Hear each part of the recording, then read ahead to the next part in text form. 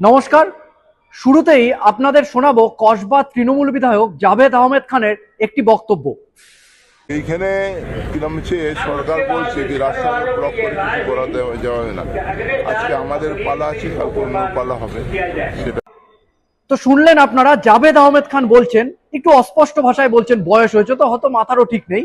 তিনি বলছেন, আবারও বলে দিচ্ছি, যে পুলিশের অনুমতির জন্য আবেদন করি, কেউ একটা ব্রিগেডের কথা তোলে, সরকার বলেছে রাস্তা আটকে নামাজ পড়া যাবে না, আজ আমাদের পালা, কাল কিন্তু অন্যদের পালা হবে, সেটার প্রতিক্রিয়া আপনার দেব। উনি কিসের প্রতিক্রিয়া দেওয়ার কথা বলছেন আমি জানি না, তবে এটা ঠিক উনি যে কোনো রকম একটি উস্কানির কথাবার্তা বলার চেষ্টা করছেন। দেখুন না, সকাল থেকে ঈদ হলো, ঈদের নামাজ পড়া হলো ব্রিগেড প্যারেড গ্রাউন্ডে, মুসলিম সমাজ সবাই খুশি। আপনারা বিশ্বাস করবেন না, আমার কাছে হাতে নাতে প্রমাণ আছে, মুসলিম সমাজ প্রত্যেকে খুশি এবং তারা বলছে সরকারকে ধন্যবাদ জানাচ্ছে তারা।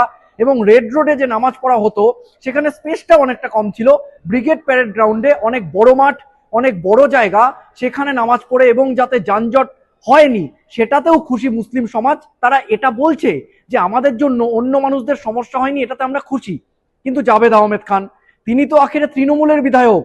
এই তৃণমূল যে গত 15 বছর ধরে মুসলিমদের তোষণ করে এসেছে, এই তৃণমূল যে গত 15 বছর ধরে মুসলিমদের ভুল বুঝিয়ে এসেছে এবং তারা মুসলিমদের শিক্ষা, স্বাস্থ্য, কর্মসংস্থান কিছুর ব্যবস্থা করেনি, শুধু কয়েকটি ভাতা দিয়ে নির্মম মুসলিম তোষণ করে এসছে এবং মুসলিমদের এটাই বলে আসার চেষ্টা করেছে যে তৃণমূল না থাকলে হয়তো মুসলিমরা থাকবে না, এবং সেটা একদম ভুল।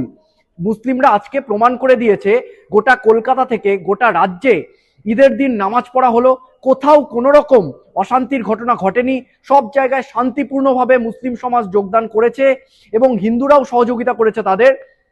মাঝখান থেকে জাভেদ আহমেদ খান কসবার তৃণমূল বিধায়ক এরকম একটি অবান্তর মন্তব্য করে দিল, যেই মন্তব্যে হয়তো মুসলিম সমাজও ছিচি করবে। তো জাভেদ বাবুদের আমি অনুরোধ করব যে এই সময় যখন বাংলা খুশি আছে, যখন বাংলা শান্তিতে আছে, যখন বাংলায় হিন্দু মুসলিম প্রত্যেকটি সম্প্রদায় শান্তিতে আছে, এরকম মন্তব্য করবেন না শুধুমাত্র ভোট ব্যাংকের জন্য, কেননা আপনারা হেরে গেছেন। তাই মুসলিম সমাজও যেই মুহূর্তে খুশি, আপনি তাদেরকে নিয়ে ছিনিবিনি খেলবেন না, অনুরোধ রইল।